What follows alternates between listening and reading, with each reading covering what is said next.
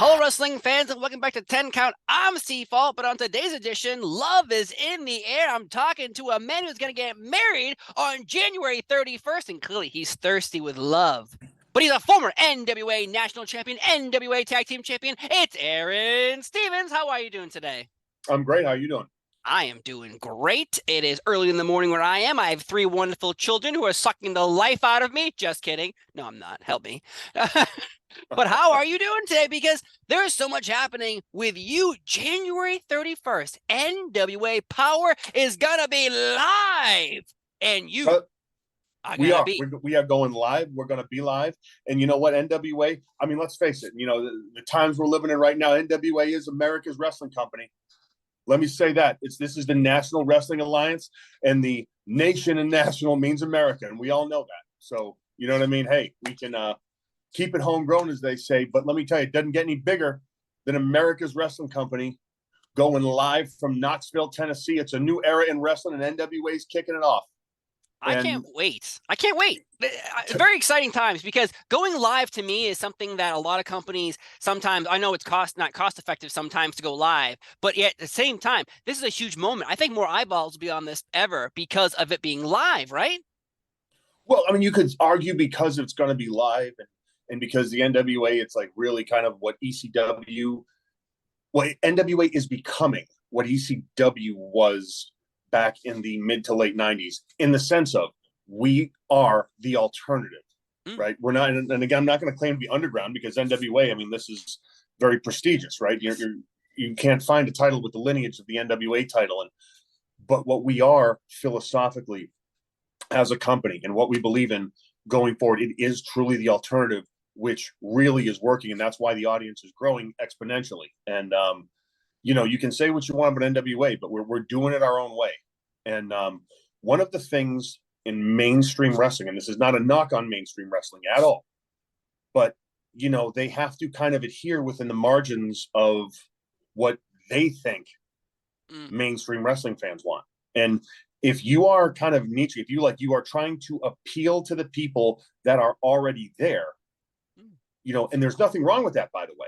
Like, so, and this is not no, wrestling fans are the core. And I genuinely love them. Yeah. But we need to appeal to a bigger audience. The hardcore wrestling fan will always be there, right? Good, bad, or indifferent, because they support pro wrestling. And that is the backbone of the industry, because when the times aren't so good, it's the pro wrestling fan, the true pro wrestling fan, that keeps, you know, food on our plate, realistically. So that's like number one. But for the business to flourish, you know, you need to think bigger picture. You need to think outside the box. You need to think entertainment. And that's what, you know, from the top down at NWA, you know, if you kind of look at all of us, we've always been people like we are a little outside the box in our own way. All the talent at NWA. We've always kind of marched to the tune of our own drummer, more or less. But again, philosophically, a lot of us are on the same page. And in the locker room too. And I don't know if many people know this, but it's pretty tight. I mean, everyone, for the most part, we are on the same team. We're helping each other out, and it's a really cool environment to be in. And I'm not going to try to plug my podcast or anything, but you can. However, we do a podcast called The Wise Men, which airs on a number of different platforms: Spotify podcast, Apple Podcasts, Google Podcasts. And if you just type in The Wise Men, and it's pretty much just like being in the locker room with a couple of us, because it's locker room talk on the air, which is cool, but it's born out of the NWA culture and what we want to be. Now, I know that was very long-winded, but no, going forward, in addition to all that, January 31st, I'm getting hits, baby. Now this is exciting, because you what you just said, there's so much I want to unwind on what you just said a second ago, because the NWA audience is a very, very interesting audience, because either with any wrestling company, you either love a wrestling company or you do not like the wrestling company. There is no, well, I think they're okay. I don't feel like that's the case, because there's so much wrestling in the world. Why would you waste your time on something you sort of like or hate watch? There is no hate watching when it comes to NWA. If you're NWA, you're NWA. If you're somebody else, you're somebody else. But you brought up kind of like the backstage and being there, and the Wiseman podcast brings you into that atmosphere. I think that atmosphere of NWA needs to be more prominent, honestly, because as an NWA fan and as a wrestling fan, I have noticed this demeanor, and sometimes wrestling, they some people turned on NWA when the world champion became Tyrus because they don't believe, they don't like his political views. Now that becomes a big topic of conversation where it's, can you separate the character on TV from the person you are in real life? And I think that's a conversation to have with celebrities, with wrestlers, musicians. Who cares if you don't agree with their values in the real world? Do you think they're a good character on TV? Are they putting butts in the seats? Are they bringing more eyes to your product? And I think that's the problem. There's wrestling, and there's the wrestling business. And people forget that part about the business. Oh, my favorite didn't win the world title. Yeah, but did they make money for the company? Yes. Yeah. Do you find it hard, or do you think it's weird that wrestling fans don't know how to cut down the middle? No, and here's my opinion of that, right? And I've always kind of taken a weird view of all this and how it works, but yeah, ultimately, wrestling fans are a product like all of us, right? And when I say wrestling fans, I'm including myself, of course. We are a product of our time. So the reason wrestling in the 70s did not look like wrestling in the 80s, did not look like wrestling in the 90s, aside from any kind of like technological advancements, in television broadcasting and things like that, it's because society was changing, right? And just the way it was moving. So look, do I think wrestling was awesome in the 90s and we should all go back to it? Yes. But you know what? The reality of it is, no, we can never duplicate the 90s, right? But what we can do, right, as an industry, and this is what NWA is about. We can say, hey, you know what? We want to take a step forward in what we believe in, right? In what we believe in. Now, you brought up Tyrus as a world champion. Look, first of all, and it's funny, when people say like, oh, his political views, if he's on a certain news station that's associated with, political views, yeah, that are kind of falling one side of the fence or another, if you actually listen to what Tyrus has to say, yeah, very different story. Right.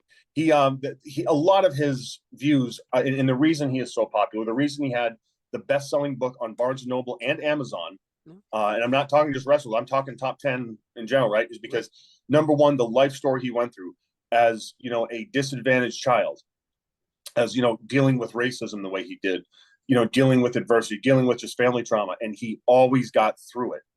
And if people want to knock him, I really suggest, and again, this is not me waving the flag of anybody or anything like that, No. but before you talk about someone, because this is close to me, to be very honest, read his book, see what he went through, and listen to what the man has to say.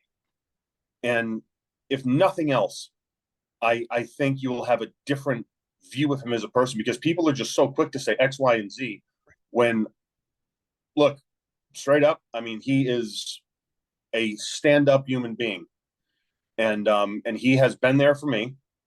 And again, like I will, him as champion, I will stand by, because people, I think for the wrong reasons, they go after him, and it's bogus, because at the end of the day, look, he's 6'8", he's 300 pounds, and the man can move despite what anyone can say. I mean, when he drops an elbow on you, you feel it. And he's a former pro football player. And, again, NWA is, look, it's the style of wrestling we believe in.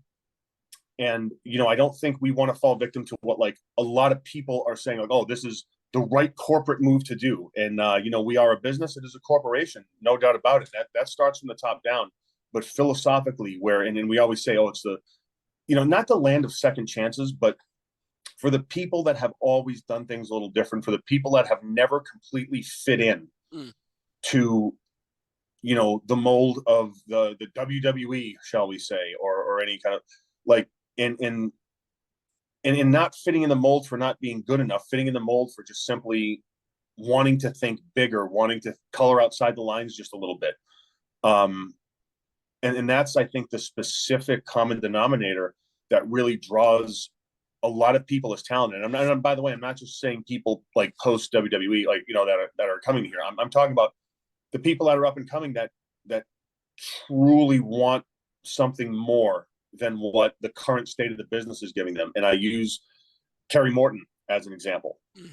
How, you know, the emotion and even him and Ricky, like what goes on there, the learning that goes on there, how to do TV, you know, in presenting yourself like a star. You know, Jordan Clearwater is an example that I use, because if you look at him and you look at from where he was, let's say 2 years ago, in 24 months, Jordan Clearwater, in my opinion, he is, I would put him on any television show today, and he is ready for it. And I know that because I've been there from the start with him, NWA anyways. And it's amazing to see that development. Like if you look at how Jordan Clearwater presents himself, and you look at how a lot of people on mainstream AEW present themselves, okay? Just saying, mainstream WWE present themselves, mainstream Impact, okay? Mainstream Ring of Honor.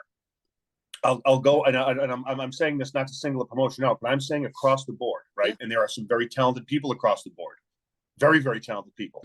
But if you look at how Jordan Clearwater presents himself, I would put him anywhere in any promotion and have him be, you know, one of the top talent there immediately. Because number one, he can get it done in the ring. Number two, he's willing to learn, and he has the right attitude. And I always say, like, when someone asks me for advice, you know, how do you really want to do this? You have to have the aptitude, because I've given people advice before and they've really not listened. And again, you know, aside from kind of like, there's the own ego thing, like, how dare you not listen to me? And so she go, okay, fine. And you know what? Maybe what you'll do works. And if what you do works, then I can learn something. But, you know, I haven't been wrong yet. So, I'm really happy you're sharing all this, this kind of feeling of NWA, because again, like I said, when we start talking about other things, and it really lays me down the path of, like, the atmosphere at NWA is not the way you're describing it is not the way that some people see it. And I think that's the way you see it, I think, is the way we all should look at it, because you said, oh, well, you look at Tyrus, you look at a headline, and that's all you've done. Lost you for a second. Sorry. Last thing I heard was, I'm sorry. Last thing I heard was the atmosphere in NWA. Yes. I love how you're sharing the atmosphere in NWA, because everyone looks at a headline. Like, I've done interviews with Billy Corgan, and I've done interviews with Trevor Murdoch. And it doesn't matter if we spoke for 45 minutes or 45 seconds. They took one line they said, and they tried to flip it and make it look negative. And I'm glad that you're sharing the atmosphere, because the fact that NWA is growing at an extreme rate constantly is something that the headlines don't usually write down. They usually try to find the negative. And that's the problem with anything, really, is a negative story will travel much faster than a positive story. A box of puppies. Oh, we found a box of puppies. Oh, was a box of puppies on fire? Oh, that's a better story. Yeah. Well, look, that's okay. That's news. I'm just, this is just straight up. Okay. Here's the reality. First, you know what, to clarify with me, because this is interesting, because I really don't read the internet that much. What is the perception? And it's so, like, if we're just talking here, because I'm very interested in this. Like, what, like, is the perception of NWA we are like a rowdy locker room, or what? Like, no.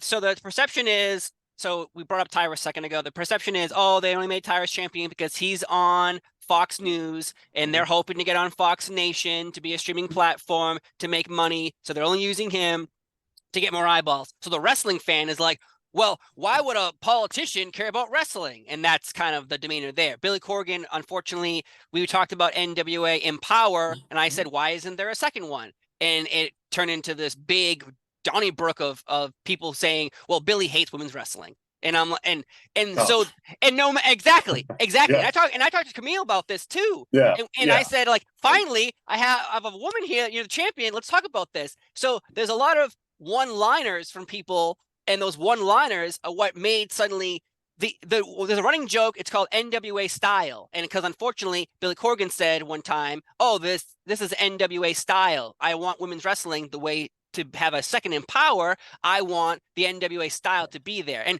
Billy's putting down the money. If you're not going to make money, why are you putting down money? And that's the problem. The people who grab these headlines don't really look at that part. They see this, oh, this will be a good click. This will be a good, get some people on my. So the perception is Billy somehow hates women's wrestling, which is crap. Tyrus is champion because he's on Fox, and so they think that's the only reason he's the champion because of his because he's on TV, he's on national TV, he's on a very popular cable show. He's got a great selling book as well, and I think that's the problem. Is no one. Okay. That's why I asked you a question of: is it okay to split someone down the middle and go, "I like you as a person, but not as a character," or vice versa? So that's where. And here's the thing. I think it is, right, and I think, look, when I was Damien Sandow, I did not want people to like me. I wanted people to hate me. Yet when I was going and visiting people, you know, like the troops or things like that, I had to be Damien Sandow, but I had to want people to like me, the person, right? So depending on the character, I think absolutely, right? Now you can, you know, to discriminate against anybody, you know, I think is wrong, right? Now you don't have to watch or whatever, but if we use, okay, like we take the Billy example, right? Here is, and I'm not trying to whatever, right? People have their opinion, but I think I can pretty much shatter any opinion contrary to the belief that Billy really supports women's wrestling. Let's use deductive reasoning. Number one, if he did not like women's wrestling, why would there haven't even been an Empower One? Thank you. Okay. Yes. Number two, you know, if you care enough about a product and you want to put a product out there that will best highlight women or anyone, a company for that matter, would you not want to make sure it is 100% right, ready to go in line with your vision, and then you pull the trigger on it, right? So that's just being a smart businessman. And I'm sorry if like this annual thing, I mean, if it has to kind of, you know, be reworked, and who knows, it could, and probably will turn into something better. So there you go. But number two, here's the thing. You know, the one commodity in life we have, truly only have, is time, right? Let's look at Camille. If we look at the 3 years of Camille, right, and how Camille was built from when she first stepped foot in NWA to the trajectory of how she was built to how she has been protected, I don't think there's a woman in the business now who has had a more steady improvement on a 3-year basis, both in the ring, behind the scenes, and as a performer in terms of her level on the card than Camille. I agree. In fact, I'd be hard pressed to find a male that did. And really, this is thing. I mean, for 3 years, it was just consistent. It was good, and it worked because Camille, in my opinion, is one of the most viable female wrestlers in the world. And like, I just, you know, I attribute that to, again, the NWA environment, learning. She surrounds herself with positive people, and you know, there you go. I agree. I talked to Camille a few weeks ago, talked about it, and I got her opinion on it, and she was in just like how you are, kind of like, why are people feeling this way about Billy saying these things? And I think that's the problem. That's why that's why like I never want to talk about NWA Empower again when I talk to Billy, because I feel like every time we talk, it just somehow becomes this problem, and I don't want it to be a problem. I love NWA. I love wrestling, and I never want to hurt a company by asking a question. And unfortunately, that question getting brought up maybe twice now or 3 times has, I think Trevor Murdoch, I'll be honest, this is completely transparent. I think Trevor Murdoch is avoiding my emails now because I did an interview with him. He said something. It got him in trouble with, you know, wrestling fans, not really in trouble, but, you know, negative feedback. And it, I think, hurt my relationship with him. I feel like it hurt my relationship with NWA for a little bit. And that wasn't my intention. That was never my intent. And unfortunately, when someone I do a story and someone takes it and flips it and takes one sentence I said after 45 minutes. And then I never want that to be the case. So, you know, I don't want to do that here either. No. And the thing is, right, like I'm very much open to a discussion.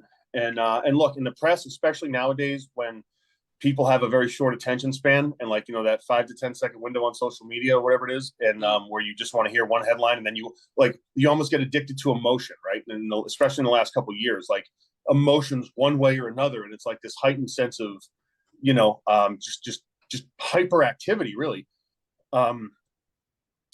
See, the interesting part is and I'm talking, you know, the totality of everything. And I'm sorry I'm speaking in very general terms here, but I actually enjoy kind of having a discussion like this now that you bring it up, where I think, and then this speaks more to the human condition, right?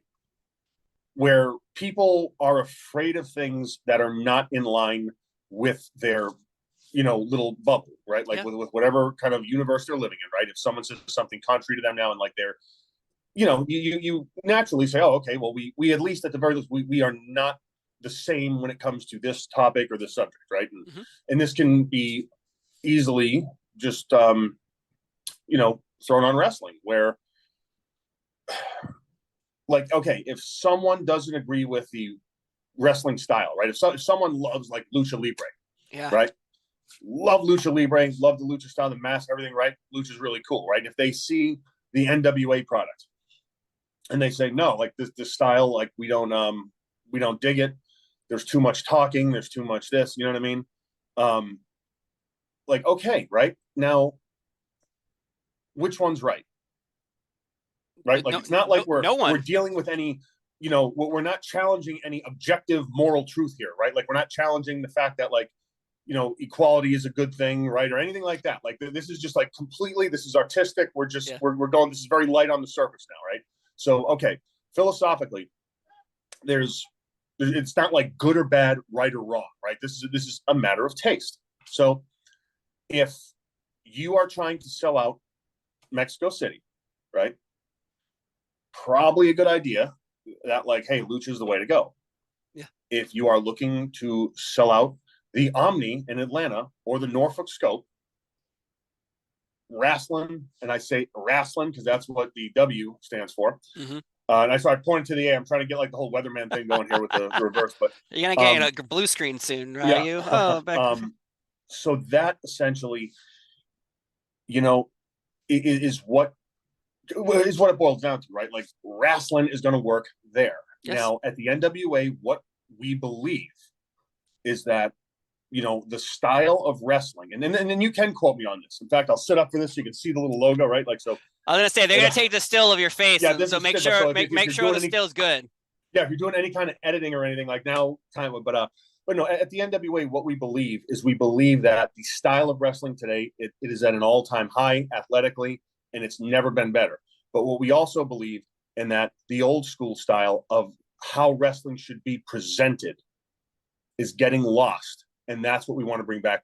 We want people to fall in love with the characters in NWA. And by fall in love, I don't necessarily mean like adoration. I'm talking about like that you either love to hate this person and you love to love one person and you laugh at one and just you literally get to know the characters. And that is what is different, because like to watch the NWA show, like we have people like Silas the Thrillbilly, Austin Idol, Jeezy. I mean, have you guys seen Jeez?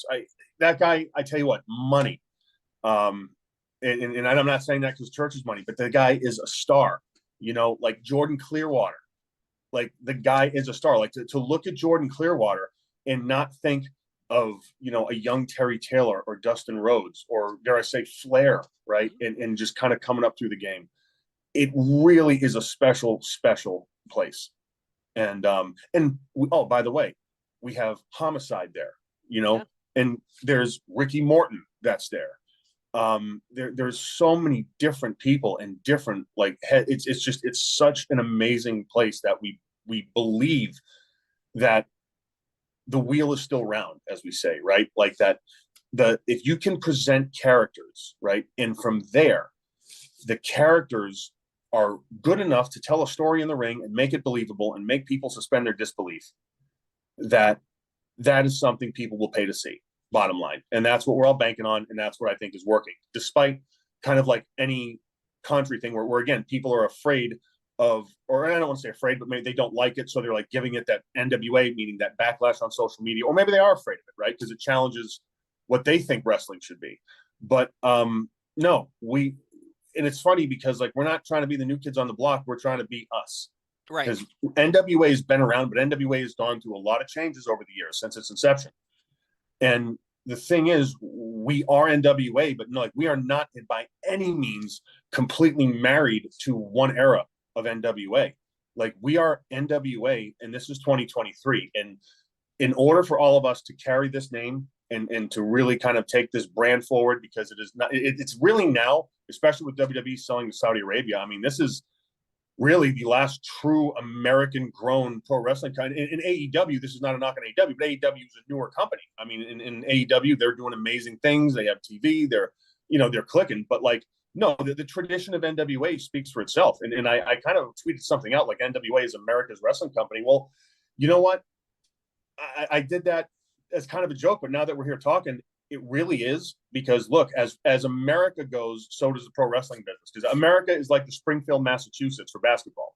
Wrestling, as we know it, was invented in America, and there's a reason why when Americans have gone abroad, Americans are the stars predominantly, and Americans are the attraction predominantly. This is going back from the 70s, 80s, 90s, and it's different now. You know what I mean? Where like again, you have this like the Japanese style has its own kind of niche here.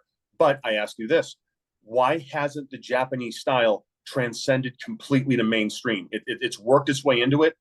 And I don't know if Americans who like the whole psychology in Japan, it's like the fighting spirit of the samurai, which I think is really cool.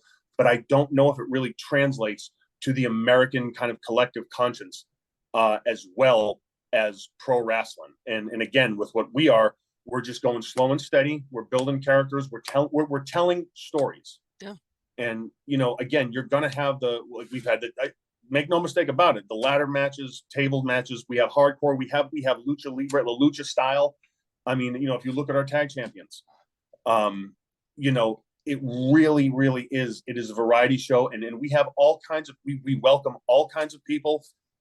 We believe in everyone getting a fair shake, right? Including the fans, because if the fans want something different, if the fans want an alternative, if the fans are just simply like, oh, why can't wrestling be the way it used to be? Then I just ask, give NWA a chance. Pay-per-view, it is January 31st, and it's going to be on Fight TV, and I'm getting married. Getting married. I know, we started off with a little marriage talk, and we went so far one way to talk about other things, but let's talk about that. January 31st, NWA Power Live, Fight TV, but also you're getting married. Now, what's going on? What's in your head? I got married in 2013, and I'm still happily married, and everything's going great. So how are you heading into this beautiful, wonderful moment? I'm cool about it. You know what? I'm cool about it. Everyone knows it's January 31st. Please feel free to send me an envelope or a donation. Us an envelope or a donation or something like that. But you can make it out to me. We're registered Amazon, everywhere. Get what you get. We'd appreciate it, but cash is always best. And that cash is king. Again. Yeah. Oh yes, January 31st. It's going to be on Fight TV. We're going to be live Knoxville, Tennessee. It's NWA Live Power. Got a bunch of big things popping, and even past that, it's funny you asked me when I'm thinking about the wedding. I'm a man who thinks 2 and 3 steps ahead. Honeymoon. I'm thinking February 11th, Tampa, Florida. Nuff Said, February 11th. Are you going to have your honeymoon there? Is that where your honeymoon's going to be? No. Another big taping. It's a Nuff Said.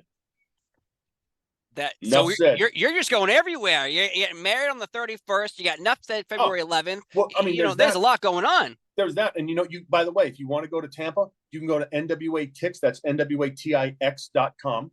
And be sure to be like a lot of us have a lot of roots in Tampa, shall we say. Okay. I've spent several nights in Ybor City.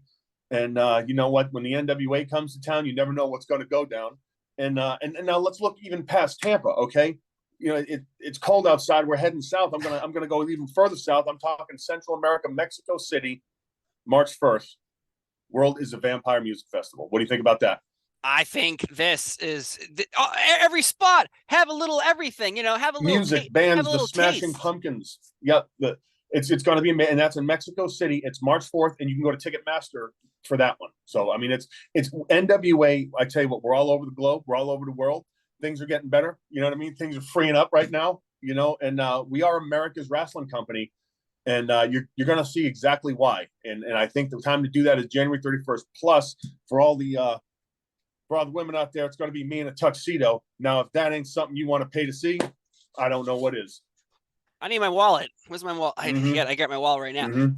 Though, came up with the Damian Sandow character in the WWE because you were there for like a hot ticket in the tag team, and then you disappeared, and you came back as Damien Sandow character, and I absolutely adored him. And Oh, thank you. who came up with it?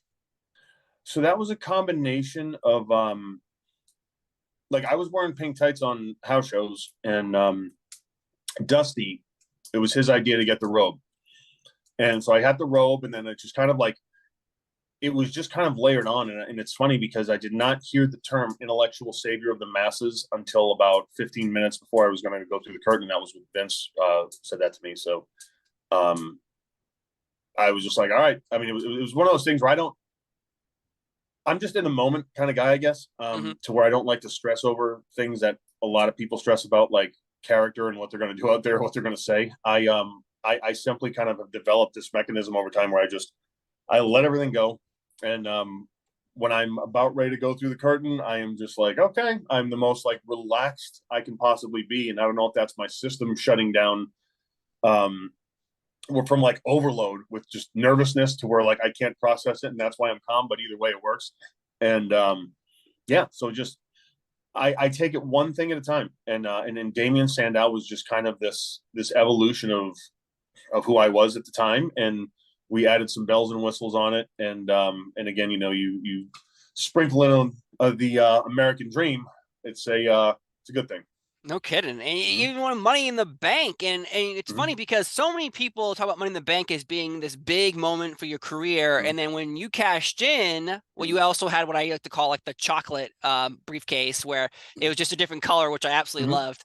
But yet you cashed in on John Cena, attacked his injured arm in the match, and you still lost. Now, as an outsider looking in, everyone was like, wait a minute, how did Sandow just lose to an injured John Cena when he cashed in? Usually it's like, oh, you're injured. This is like a red flag of this is going to happen for you. Were there any promises given to you when you won the Money in the Bank? Like, oh, don't worry, you are winning the belt. It was said to me, but there are no promises. There are no guarantees. Right, of course. But at the same time, it's got to be a bit of a kick in the the groin. It was. When someone's like, hey, you're winning the world title, buddy. And then you're just waiting and waiting and waiting. You go to cash in, and it doesn't happen that way. And as a fan, again, as your character looking at it, you're like, this is like two step backwards for this person. What are we doing here? That's it. You nailed it. But how do you feel about that, though? I know you don't want to hold on to grudges what happened years ago, but at the same time, there must be a thought of in your head being like, well, someone tells you one thing. And I've talked to many WWE superstars, current and past, where they're like, yeah, you're told one thing, and then it doesn't happen. And you start getting used to someone telling you good news and then walking away going, that's not going to happen. Is that how you felt? I mean, yeah, like that's, yeah, I mean, like how would you want me to feel? It's one of those things where it is what it is. Right. And you know what? You can dwell in the past, which that got to me a little bit, or you can go forward. And, the thing I've always had is like, look, behind the scenes, yeah, it could get to me, but as a performer, when I go out there, I don't care what I did. If I have to dress as Davy Crockett, fine. I mean, but I'll find a way to get it over. And that's one of the things I've always been able to bank on is like, I may not like the script I'm handed, but I can weave that straw into gold. You know what I mean? Yeah. And that's one of the things where I think a lot of top talent in the industry, they really don't, they don't have that skill, to be honest. Right. You were given lots of opportunities, and obviously every time you were given one, you knocked it out of the park. Unfortunately, at WrestleMania, I believe it was 29, they bumped your match from that card.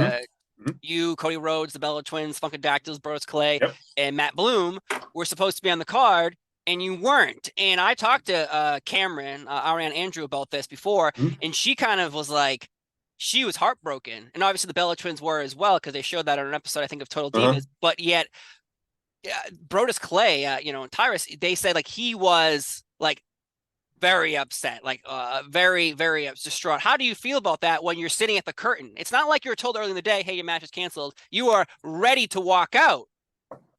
Well, actually, we felt great. Tyrus and I, we actually toasted some champagne and celebrated that we, after years of hard work, that We made it to the gorilla position of WrestleMania. No, I mean, of course, it sucked. Like, what do you? Yeah, it sucked. Right. But I will say this: Tyrus or Brodus, and this, because this is what happened. When to say he was upset, he handled it cooler than anyone I have ever like. And this is so okay. We're there. We are lined up. They're getting ready to go out first, and Tyrus is right there. Vince drops the news on us. So he, like, you know, I knew what was going on because I saw the disappointment. It was a horrible thing. Tyrus simply just turned and started walking and walked out of the arena. And when I say out of the arena, I mean, he was past the parking lot. He was in the street. I mean, hey, and you know what? That, like, what a great, came back, and woman said, "Sorry, can I see your ticket?" And he just looked at her and said, "Really?" And yeah, that was it. So interesting. Yeah, yeah. It just felt like every time there was something going great, someone would like rip out the rug from underneath you. Unfortunately, we have to bring it up. I'm sorry, but like Mizdow was something I thought was a $1 million idea, and it was perfect. And I'm really wanting your thoughts on this because it's really not up to you. I don't think it's up. What was your problem with someone having a problem with you? I think the Miz was always given somebody. You, Bo Dallas, Curtis Axel. You know, had Maurice. Alex Riley, John Morrison, but every time they eventually just cut that person off of him for whatever reason. But he's always, I feel like, better with someone with him. And with Mizdow, that was gold TV. Thank you. You know what? That's the biggest compliment you could pay me. Thank you. And like, you know, look, not every actor wins an Oscar, right? But that doesn't mean that they're not extremely good at their craft, right? Because even the Oscars, that's someone else's opinion, right? And if you can do something, you know, that lives on and people still talk about, and I've been fortunate enough, and that's what the thing, because like my WWE career, like, people think it was way longer than it was, and you know, I mean, it was a decent run, but I mean, it wasn't like super long. But what I was fortunate enough, because like as Sandow, I was able to kind of create some moments. And in just moments, you know what I mean? Like, and then that's all that matters, right? These things kind of live on, and you know, like a couple catchphrases and like, you know, your signature stuff. And then even when I was dressing up as some other people, there's some pretty weird things I did, like with the Hugh Jackman thing with Magneto. That was insane. And like I did some LeBron stuff, and like the McMahon imitation people still talk about, but that's not as like, you know, in the you know, like the totality of everything, but like the Mizdow stuff, because it was so just off the wall, and it was given the platform to grow. And if I'm being honest, given the platform, they just left me alone. Like, I didn't talk to Vince for about 9 months. No one told me to do anything. I wouldn't talk to creative, and that's the God's honest truth. Like the execution and the performance of Mizdow, pretty much creative didn't have anything to do with that, other than you know, the powers that be being gracious enough to give it the TV time. And that is the most important part. So like this, again, Mizdow would not have happened if it wasn't for Miz, and if it wasn't for, you know, again, the WWE being gracious enough to give it the TV time. Other than that, please leave me alone. I'll take care of everything. You know, that's how no, straight up. That's exactly what it was.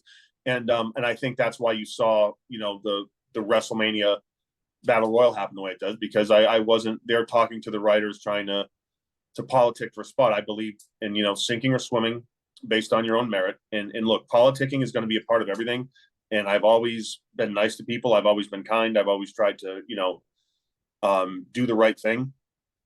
But if I have to go a step further to kind of get ahead, and if it's something that is contradictory to any kind of like moral stance I have on something, or if you know, if I can't look at myself in the mirror and I think I'm less than a man, or less than a human being even, than I was raised to be, if I think I'm lowering myself, I won't do that. And look, I'm not saying I'm without sin. I've been you know, again, guilty of many sins, but at the end of the day, those core values, yeah, just not something that I ever wanted to do. And that's about as honest an answer as you'll ever get. So there you go. So I'm happy you brought that up, because again, obviously when wrestling, you're asked to do things sometimes you don't want to do, but as a as an employee and your manager goes up to you and says, hey, we want you to dress up as Davy Crockett, or hey, we want you to dress up as Magneto. Saying no, you know, you're getting paid by these people to tell you to do something. Unfortunately, you could say no, you could walk out, and you could get it could work out for you, or it could flop on. It could be terrible for you. I mean, I'm a pro, and what a pro means to me, you can hand me anything, I'll do it. You know, within reason, obviously. I mean, I'm not going to, again, do anything that compromises anything of my moral integrity or anything on television. But, like, no, if it's just bad writing, yeah, fine. Like, as a performer, I can take bad writing and make it good. I absolutely can. That's a skill I have. And that's, I know that's a short answer, but that's something. I can take bad writing, make it good. I can take good writing and make it great. So after the WrestleMania moment, there was this, the next night on Raw, you had this awesome moment. You came out, you had this, good interview. You pretty much shared your true story from your heart. It felt like, and then it felt like after that, somebody, I don't think it might've been you, but we'll find out. Someone was like, let's just go back to what he was doing before. Yes. And then in my head, I'm sitting there going like, well, what the hell's happening here?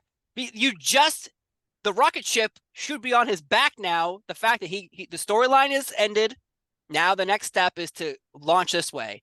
And then it didn't happen that way. They made you, I think it was you and Curtis Axel, start dressing up as Macho Man and Hulk Hogan and house shows. I remember I've been going to a house show and I was like, Hulk Hogan and Macho Man are here? And then you guys come out and I'm like, oh, this is awesome. This is cool. I go, but what? He just completed this cycle. Now we're back in the same cycle? That obviously was creative versus you going, hey, it's a good idea. I should dress up as these characters, right? Yeah. And like, look, did they sit around and say, like, how do we bury Sandow? They may have, but I don't know if they did. And that was probably not the case. But like, there wasn't a lot of thought obviously being put into my character. And that's what they thought of me at the time. And that's fine. And that's on them. And guess what? Everything worked out okay. So like, I don't hang on to things like that because, again, like I'll survive anywhere. If I really want to, I'll have a job in wrestling. It ain't that hard. No, and you've had one this whole entire time too. It's not like you ever, you stop for a brief moment and then obviously here you are now getting married on January 31st. The butterflies coming. Must be flowing. And then of course you have Nuff Said February 11th. Billy Corgan and this huge festival coming up in March as well in Mexico. So there's nothing slowing you down. Now, let me ask you something. Oh, we're going to switch the tables? Let me ask you something. We got February 11th in Tampa, NWATix.com. That's NWATix.com. We got the World is a Vampire Festival. March 4th, Mexico City, Ticketmaster. Don't get no bigger than that. We're going to have music. There's going to be wrestling. There's going to be all kinds of stuff going on there. And we got the 31st. Right, 31st, Knoxville. Live power. I'm going to ask you, what do you think about the most devastating tag team in the world today, Blunt Force Trauma? What do I think? What about those guys? What do you think about those guys? I love all wrestlers. I have no personal opinions about any wrestlers. I love them all. If I don't want to get in trouble with anybody. That's a great answer because let me tell you, those are not the guys to get angry. But again, as I've now delved into managing with Black Love Entertainment, I'm going to just say that Blunt Force Trauma, they are the tag team of 2023. In 2023, it's all BFT, and you remember that. I will write that down. I will keep it down. I will tattoo it on my chest if I need to. That's right. That's right. But Aron Stevens, thank you so much for being here on 10 Count talking about NWA again live. January 31st, Fight TV. Nuff Said February 11th. You're getting married. The butterflies. I can't wait to see where the photos from the wedding, from the honeymoon. There's so much happening. I just want to say thank you for sharing your tale and getting very personal and sharing everything from underneath the sun about your career, up and down, left and right, because it was an honest conversation. And sometimes they're not always honest. But thank you so much for being here on 10 Count because I had a great time talking to you. I've been Steve Paul. He's been Aron Stevens. Have a great day, and we'll see you next time. Bye-bye.